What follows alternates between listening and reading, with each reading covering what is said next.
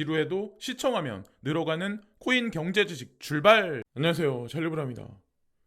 오늘은 첫 번째 장면에 좀 약간 무게를 둬서 첫 번째 장면에 이제 좀 중요한 얘기를 하고, 이면에는 뭐 간밤에 나왔던 아주 가벼운 뉴스들, 그걸 이제 연결해서 이제 말씀드릴 건데, 첫 번째, 일단 제롬 파월 연준 의장이 0.5% 자, FOMC가 끝나서 금리 인상 발언했어요. 물론 엄청 높은 것도 엄청 낮은 금리 인상 발표는 아닙니다. 많은 시장 예측자들이 0.5%를 이미 예견을 했었고, 우리는 CME 패드 와치를 통해서 이미 확인을 지속적으로 했었어요. 다만 중요한 건 제롬 파월 연준 의장이 아주 의미심장한 발언을 하세요. 그러니까 인플레이션율이 향후에 확실히 2% 이하까지 떨어지지 않으면 그때까진 금리 인하를 하지 않을 거라는 아주 중요한 발언을 하거든요. 그러면 이 2%가 여러분들이 생각했을 때 2023년에 2024년이 돼도 2%까지 인플레이션이 떨어질 수가 있을까요? 그 의미는 뭐냐면 금리를 일정 순간까지 올려놓고 그 다음에 인플레이션이 워낙 높기 때문에 거기서 고금리를 장기간 유지할 가능성이 상당히 높다는 거죠. 고금리를 물론 금리 동결 구간도 있을 거고 어느 내년이든 2024년 초가 됐건 금리 인하 시점은 옵니다. 근데 우리가 원하듯이 과격한 금리 인하는 있지 않을 거라는 거죠. 금리 인하를 해봐야 찔끔찔끔. 그러면 이런 고금리 상황이 장기적으로 만약에 시장에 영향을 미치면 경제는 과연 어떻게 될지, 디스인플레이션에서 확실한 스태그플레이션 쪽으로 방향 전환을 하는 거죠. 인플레이션은 지속적으로 계속 올라가는 거고 야금야금, 자산 시장은 야금야금 수년간 하락할 가능성이 상당히 농후해진다는 거죠. 여기서 과연 2023년에 과연 코인 시장의 제도권 규제가 과연 트리거 포인트가 돼서 주식 시장에서 실망한 자금이 이쪽으로 몰려오지는 않을까라는 물음표를 하나 던질 수가 있고, 또 하나는 한국 사람들이 이제 좀 오해하시는 분들이 되게 많은 것 같은데, 미국이 금리를 인상하면 중국과 신흥국들은 폭망한다? 그러기 위해서 금리를 인상한다? 라는 배경 지식을 가지신 분들이 상당히 많아요. 여기서도 사실 포인트가 있습니다. 자, 이 두 가지 포인트를 잘 이제 생각을 해보시면 전 될 거라고 생각을 해요. 자, 일단 이 얘기는 여기까지만 하고, 이 워렌 상원의원이 아주 중요한 발언을 하는데, 어쨌건 FTX 파산 사건과 제도권 규제안이 나오는 거는 같이 움직인다라고 이제 저는 생각을 하거든요. 디지털 자산 자금 세탁 방지 법안 도입 드디어 들어갔네요. 그래서 여기 내용을 보면 뭐 중요한 내용 몇 개가 있어요. 여기 KYC라고 있죠. 이거 신원 인증된 상황에서만 뭐 개인의 지갑과 채굴자들의 규칙을 적용하고 금융기관이 디지털 자산 믹서와 거래하는 것을 금지합니다. 요 아주 중요한 내용이 하나 들어가요. 신원 인증이 확실히 들어가는 거죠. 기존에는 이게 확실하지가 않았었죠. 자, 그럼 개인 지갑에 관한 거, 그리고 채굴자들에 관한 것도 규제로 이제 들어가는 거죠. 규제가 사실 좋은 거예요. 안 좋은 게 아니라. 이 관점으로 보시면 어떨까라는 생각을 했고, 페이팔 얘기. 그러니까 뭐 모르겠어요. 저는 금리 인상이 됐으니까 뭐 코인 시장 죽었다. 뭐 주식 시장은 저는 계속 수년간에 계속 떨어질 거라고 저는 생각을 하는데, 부동산도 마찬가지로 뭐 L자 파동으로 가겠죠. 여기서 뭐 떨어져 봐야 얼마나 더 떨어지겠어요. 다만 중요한 건 서울의 특정 지역, 아마 아실 거예요. 제가 말씀드리면 특정 지역 빼고는 나머지는 그냥 거주 형태. 내가 부동산에 돈을 넣어서 거기서 뭐 엄청난 뭐 수익을 챙기겠다, 이런 시대는 끝나지 않았을까. 자, 이 얘기는 이제 그만하고, 페이팔 암호화폐 지갑 메타마스크와 협력하여 암호화폐를 쉽게 구매할 수 있도록 방법을 제공한다. 이거 엄청난 얘기거든요, 이거. 사실 아무것도 아닌 것 같지만 페이팔을 사용해 보신 분도 있고 아닌 분들도 아마 있으실 텐데, 이거는 이메일을 통해서 쉽게 외국에 있는 뭐 사업자하고 내가 거래를 할 수 있는 거거든요. 저도 이제 이런 거를 가끔가다 이제 사용할 일이 있어서 사용해 봤는데 상당히 편해요. 예. 엄청 상당히 편하고 좋습니다. 근데 이거를 통해 이게 메타마스크랑 연결을 한다.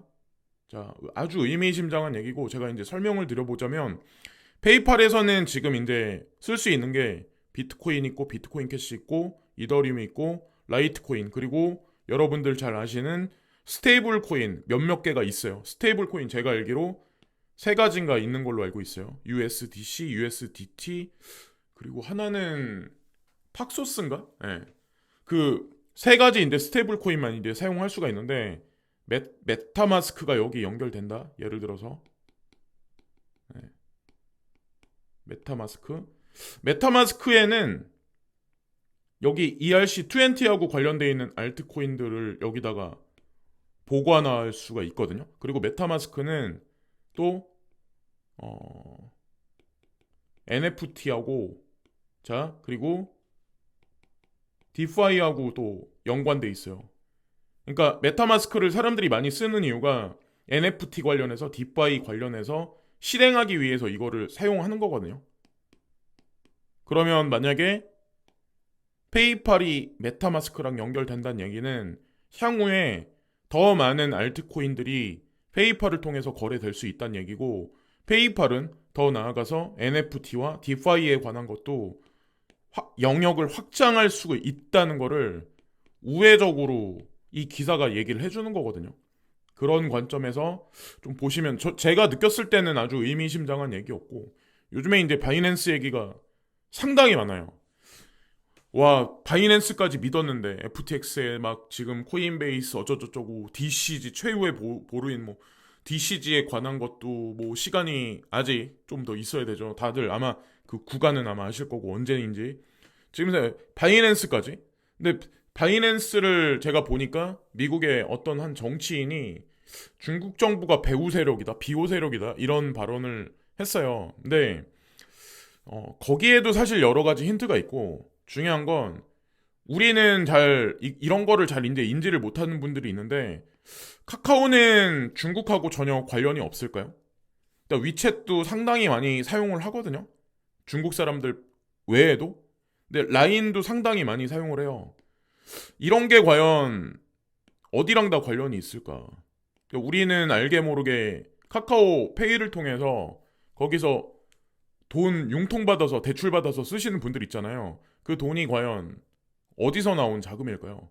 그러니까 사업 구조도 카카오도 중국 텐센트랑 비슷해요. 예, 움직임이. 그 얘기는 관여가 돼 있다는 얘기고, 어쨌건 이런 것들이 다 나중에는 향후에 라인도 그렇고 위챗도 그렇고 카카오도 그렇고 다 연결될 가능성이 상당히 높죠.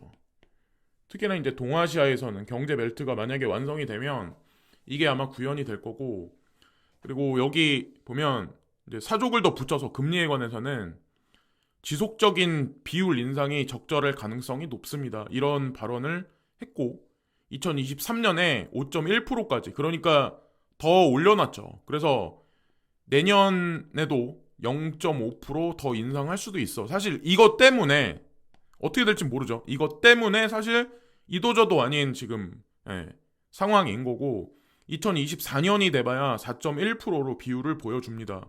그럼 보세요. 5.1까지 올린다 치고 2024년에 4.1로 내려요. 근데 이래도 고금리인데. 이래도. 그러니까 인플레이션이 내려간다라고 하더라도 크게 내려가는 게 아니라 아주 천천히 내려갈 거를 연준에서는 이미 예측을 한 거예요. 그리고 이것에 따라서 이것 때문에 북미 경제랑 선진국 경제는 아마 GDP, GNP 성장률이 생각보다 아마 쉽지 않을 가능성이 상당히 높습니다. 이거는 강달러를 의미하거든요. 강달러가 단기적으로는 모르겠는데 장기적으로 가면 결국 미국 본토한테도 좋을 게 없어요. 그리고 세계경제 포럼의 최고학당 클라우드 슈밥이 모든 사람이 예방 접종을 받지 않으면 아무도 안전하지 않을 것이라고 위협했다. 세계 경제 포럼. 갑자기 생뚱맞게 이분이 이런 말씀을 하시는데 과연 이 말씀을 왜 하실까? 코로나2를 코로나 시즌2를 예고하는 게 아닐까라는 생각을 제가 이걸 보면서 이제 한번 하게 됐고, 이거는 뭐 기정사실화돼 있는 거고, 제가 이런 얘기를 하면 저한테 이제 뭐 무슨 뭐 음모론자 이렇게 말씀하실 분들 있겠지만, 지금보다 아마 더 많은 사망자가 나오고 더 큰 규제가 나올 거고, 사람들은 거리에 돌아다니지 못할 정도의 세상이 올 수도 있어요. 또 그런 세상이 오면 웹3, 웹3 그리고 AR, VR, 메타버스 세상은 지금보다 아마 더 공고히 될 거예요. 이거는 뭐 단기적으로 한두 달 만에 제가 말씀드리는 게 아니라 향후에 이제 벌어질 일에 관해서 이런 느낌을 받습니다. 이런 사람이 이런 얘기를 할 때는 그냥 지나치면 안 되거든요. 사실은 기억을 해둬야 된다는 거죠. 그리고 사업을 하시는 분들 같은 경우는 준비를 해야 된다는 거죠. 아, 그러면은 내가 그때 어떻게 움직여야 되지? 미리 시간이 있을 때 39개월치 월급 한 번에 은행권 희망퇴직 규모는 예전에 이제 국민은행에서 이런 얘기가 나왔던 것 같은데 농협하고 수협도 들어갔네요. 예, 전 은행권이 들어가고 증권 쪽도 제가 알기로는 지금 뭐 녹록치 않은 걸로 알고 있는데, 근데 여기만 그럴까요? 일반 크리에이티브 하지 않은 일반 그냥 사무, 단순 사무 이런데도 인공지능, 그냥 단순 업무의 인공지능화, 뭐 모듈화 이런 게 지금보다 다 보편화되면 다 잉여로 될 수밖에 없어요. 나는 지금 되게 똑똑하다, 유능하다라고 생각하지만 기업에서는 무가치하게 아마 판단해서 이쪽으로 아마 몰고 가겠죠. 근데 어쨌건 그런 세상으로 점점 갑니다. 제가 보니까 인공지능이 어느 정도냐면 어도비인가? 거기서 얼마 전에 발표를 했는데 무슨 사진이 있으면 뭐 예를 들어서 뭐 트럼프 대통령이 센트럴파크에서 뭐 햄버거를 먹는 사진, 그러니까 모습 이렇게 딱 말을 하면 그게 구현이 돼요. 실제로 사진이. 하여튼 그런 세상이라는 거죠. 점점. 자, 그리고 내년 1%대 저성장의 고용 한파 온다. 뭐 불확실성 확대. 취업자 증가 대부분이 고령층에 쏠려. 뭐 청년층 21개월 만에 감소세로 돌아서. 이 얘기. 그리고 인구 구조 변화의 성장 둔화 맞물릴 듯. 제가 항상 강조하는 부분이죠. 인구 구조 변화의 성장 둔화 맞물릴 듯. 그러니까 사람들은 이거에 관해서 경시하는 경향이 상당히 큰데, 인구와 자원이 향후에 다가오는 세상에서는 가장 큰 산업의 트렌드가 될 겁니다. 4차 산업혁명에서는 특히나 이게 아마 가장 중요할 겁니다. 고령화 인구는 4차 산업혁명으로 들어가도 생산 소비에서 그렇게. 자, 여기까지만 말씀드리면서 이번 방송을 마치겠습니다. 오늘도 좋은 하루 되시고요. 끝까지 힘들 내세요. 감사합니다.